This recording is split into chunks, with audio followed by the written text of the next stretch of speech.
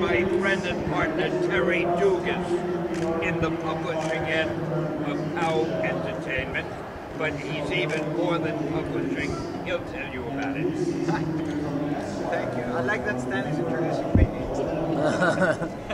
Me introducing Stan. So we're here. Basically, we have a company called 1821 Media, and we have a publishing arm called 1821 Comics. And we've known Stan. He's been a good friend for many years, over 10 years of our company. And we had a successful partnership when we started with Romeo and Juliet: The War, which is basically a New York Times bestseller and a Guinness World Record book. And after that, we were sitting down to figure out how we can basically expand our partnership. So you got to ask those people to shut up. I'm trying. I think they're waiting for you up there. That's why. So basically, what we did is we wanted to start a company dedicated to children and families, and of course we named it Stan Lee's Kids Universe. I'll start a company at the drop of a hat. I love starting companies. Go on. And we're focused basically in, educating and entertaining children, and Stan has always been focused, of course, helping with literacy, helping children and families generally. Sure, the more kids can read, the more they'll buy my books. So I want to educate them. So we started first with Monsters vs. Kittens, was the first release. And then we continued with Reggie the Veggie, Once Upon a Time There Was a Pig, Dex T-Rex. And we have a few announcements for you today. Number one, basically we just did a deal, we finalized the deal with Scholastic, which is basically the biggest, children's... Scholastic Magazine and Pow, oh boy. And Stan Lee's Kids Universe. And Stan Lee. We like to name the company after you, that way we put it everywhere. Go ahead. So Monsters vs. Kittens will come out in their Firefly Club in March, and basically we'll continue also in the next one in next fall, 2016. So we're very proud to be in business with Scholastic now, because it's reaching all the kids in all the schools and everything, the 800-pound gorilla in the industry, of course. And we're hoping to continue that partnership with the rest of our books. Other than that, we wanted to present to you guys basically our next release for 2016, which is going to be in the US. And of course, these books go, so they're soft covers, hard covers, digital releases, and of course we're going to translate them in many languages. Are you ready? For the translation. Luckily, I speak a lot of different languages. So, you want to show them the new book? The new book is called, you tell them. All right. B is for Blobfish. Now tell about the book. So here's what this is. We basically, all of us, we watch all these, channels, you watch all these documentaries, all these super famous animals, right? You watch all the shark and the alligators and the tigers and the lions. I spend all my time watching alligators. I had no time for anything else. And basically this book is an alphabet book that describes that it's about the unusual and unloved animals. So these are the underdogs of the animal kingdom. And we are a company that embraces the underdog. These stories will tear your hearts out. I like how you jump in there. Well, it's very emotional for me. I can't be quiet. You should have been a comedian. Come on, we got to put him on the late night shows. I don't stay up that late. So this book, like I said, it's going to come out next year, and we're very proud to present it. It's the first series, first of a series of books that is going to come out, basically. And of course, we can't fit all the animals, in a simple alphabet book, so we're going to continue with more books. But only Terry would think of doing a book about all the underdog animals, right? The poor little underdogs that nobody writes about. That's right. But we're writing about them. So, along with our expansion, distribution, our new slate, beginning with, for 2016, we wanted to basically start our global expansion in Stan Lee's Kids Universe, and we thought basically to do a book for a very large country, which we're going to present it right now, and it's going to be a targeted, focused book for this specific country. Do you want to? No, you go ahead. You want to come You're with me? closer. I'll go with you. All right. He's afraid to do it alone. I can't lift it. All right, so. Wow. There we go. Dragons versus pandas. Who do you think would win? Stan Lee.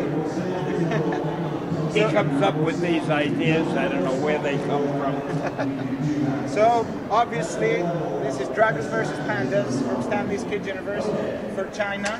This is a book that's going to be available in China and the US. It's going to be in Mandarin and a version of it in English here. It's a multimedia property. It begins with a book. It's going to be a digital release. It's going to be a printed book. And of course, we're going to go towards, along with the rest of the properties, we're working towards going into cartoons, animation, films, games. These are truly multimedia companies, but because we're working so closely, and this is also the Stan Lee's company, we wanted to embrace the printed medium and continue basically to educate children by simply putting a book in their hands. We're going to do more to create peace in the world between nations than anybody else. Now, you may not suspect this. This little panda is a killer, and this dragon is so scared. But you got to read the story to get it all. Market in comics in general. Oh, they can't wait to get our stuff. They're begging and pleading. And no, seriously, they're very receptive. For some reason that I don't understand, I seem to have a lot of fans in China. And when this was announced, they really got pretty excited about it. So we're going to do more than the United Nations to get peace in the world. Just wait and see. Who else would do pandas versus dragons, you know, and make the panda the tough... Well, I shouldn't tell you that. Was this inspired by any particular myth with the dragon? Was this inspired by any particular myth of the dragon? No. It was just a case of sitting down and thinking, what would kids really get a kick out of? And I know in China, especially, dragons are important in their mythology. So we figured, what can we do with a dragon that's different? And we came up with that. The kids are going to love it. I think even grown-ups would get... We try to do things that have enough built-in humor that the parents will enjoy reading them also. The kids can understand them because they're simple. The parents can enjoy them because, as you would expect, they're clever as hell. Will you be working with any of the Chinese artists and writers for the book and upcoming projects? Well, we are basically, yes, we have consultants and writers that work with us. And any other project we do in any other country, because this is part of our expansion in other countries and doing local language books. So absolutely, we're partnering in the publishing, we're partnering. I love the way it looks. How did you guys decide to make it a little bit more rounder and not anime looking or sort of like modern looking comics and children's books that I see nowadays? How did we decide to make it? She loves it. It's a little rounder. It's a little bit different from the comics right now and everything that's out there. Why are we trying to do things different than what's being done? Because I've always tried to do things that were different. When I did superheroes, I tried to make them different than what had already been done. And if we're just going to do books that everybody else does, why even bother? The important thing is, say to yourself, what doesn't the market have that people would enjoy? It's not easy to come up with the answer, but if you do come up with the answer, nobody has ever done anything like dragons versus whatever the hell that is. Pandas. And we've got others. What are the others we have that are like that? We're not going to tell them. Not yet. We have. Oh, yes. No, but for example, that's the idea for Bees for Blockfish, right? It's different style, you know, all these little animals you haven't heard of, right? And basically, we're gonna create, you know, their own little stories and all that stuff. But that's the idea. You see so many books that feel similar in the bookstore. We just want to make sure they're very beautiful, entertaining, and we make our mentor proud here. When I used to go to bookstores, the only books I would pick out were ones that looked like they were different than everything I normally read. Otherwise, it's the same old stuff. So we at POW Entertainment and at our company, we have always tried to come up with things that nobody else is doing. Now, of course, you can do things that no one is doing, and the reason no one is doing it is because they're stupid ideas. So we try not to make them stupid ideas. So if you could find something nobody is doing and make it interesting and make it colorful and make kids like it, then you're in line with our company, right? That's right. Does that satisfy you? See, I'm very modest about what we do, but I think what we do is really great. And the nice thing is, we've tested these on young children. They love them. And their parents get a kick out of them because there's built-in humor also.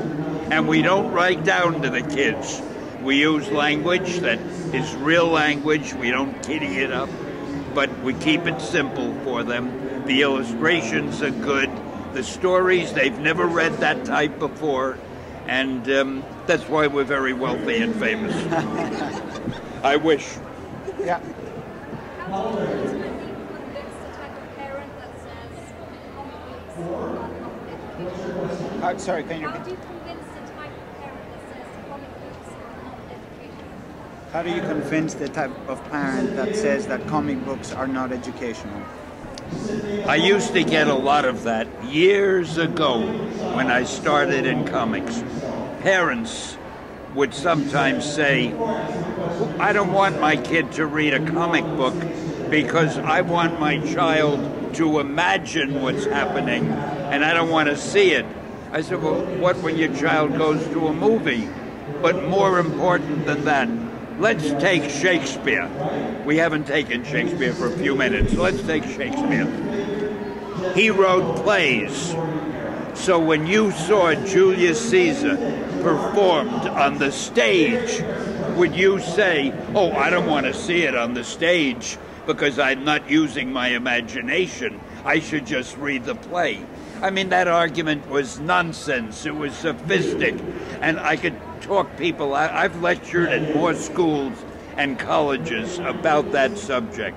The only thing wrong with comics, they were badly written years ago because the publishers didn't have any respect for the audience, for their readers. And when I say years ago, I mean in the 30s and 40s.